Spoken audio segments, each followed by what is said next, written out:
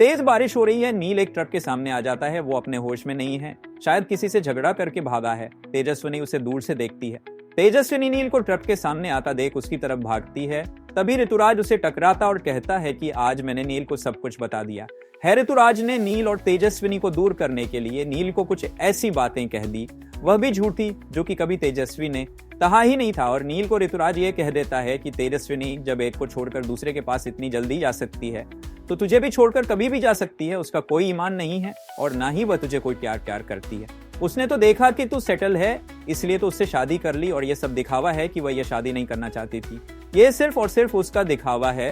तेजस्विनी को लेकर को आप ही कुछ जो है कह देता है। ऋतुराज नील से उन दोनों के बीच झगड़ा भी हो जाता है और नीर को यह लगने लगता है कि सच ही तो है, तेजस्विनी उससे प्यार नहीं करती और उसका दिल पूरी तरह से टूट जाता है और वह वहां से चला जाता है। और यही सब कुछ नील के दिल और दिमाग पर चल रहा होता है। और वह ट्रक उसके सामने जो आ रहा तो उसे दिखाई नहीं देता। तेजस्विनी चिल्लाते हुए, नील हट जाओ वहां से। नील खड़ा रह जाता है। तभी तेजस्विनी दौड़ती है और उसे धक्का देकर ट्रक से बचा लेती है, लेकिन खुद ट्रक की चपेट में आ जाती है। ट्रक ब्रेक लगाता है, एक जोरदार आवाज होती है, तेजस्विनी के गिरने को दिखाता है। तब जाकर नील को होश आता है कि तेजस्विनी का एक्सीडेंट हो चुका है। नील को समझ नहीं आता है कि आखिर ये सब कुछ कैसे हुआ। और कहीं ना कहीं नील के दिल में जो है ऋतुराज ने तेजस्विनी के खिलाफ नफरत भर दी है। लेकिन जब वो तेजस्विनी कोई हालत में देखा है तो उसका प्यार कहीं ना कहीं सामने आ जाता है और वह उसे अस्पताल लेकर भागता है, जहां पर डॉक्टर कहते हैं कि तेज सोने की हालत बहुत ही ज्यादा क्रिटिकल है। नील हॉस्पिटल में बैठा होता है और सब घर वालों को खबर लग जाती है कि तेजस्विनी का एक्सीडेंट हो चुका है। सब घर वाले वहां पर पहुंचते हैं, सब लोग वहां पर पहुंचते हैं, लेकिन तेजस्विनी को होश नहीं आया है।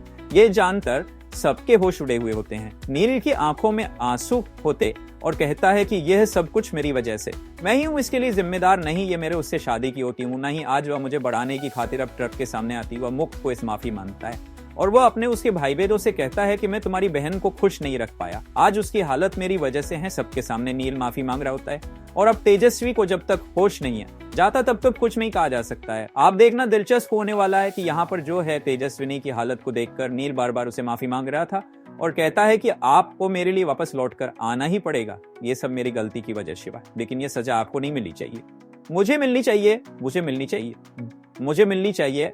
आपकी मुझे बचाने के लिए भाग, जब आप मुझसे शादी करना ही नहीं चाहती थी, मुझसे नफरत करती है तो फिर क्यों मेरे लिए जान की बाजी लगाई। नील उसे लड़ रहा होता है, लेकिन यहाँ पर तभी उसके हाथ हिलते हैं और जैसे ही नील अब उसके आंसर उसके हाथ पर गिरते हैं, तेजस्विनी को होश आना शुरू हो जाता है और डॉक्टर कहते हैं कि अब आप बाहर चाहिए, हमें अपना प्रोसेस करने दीजिए।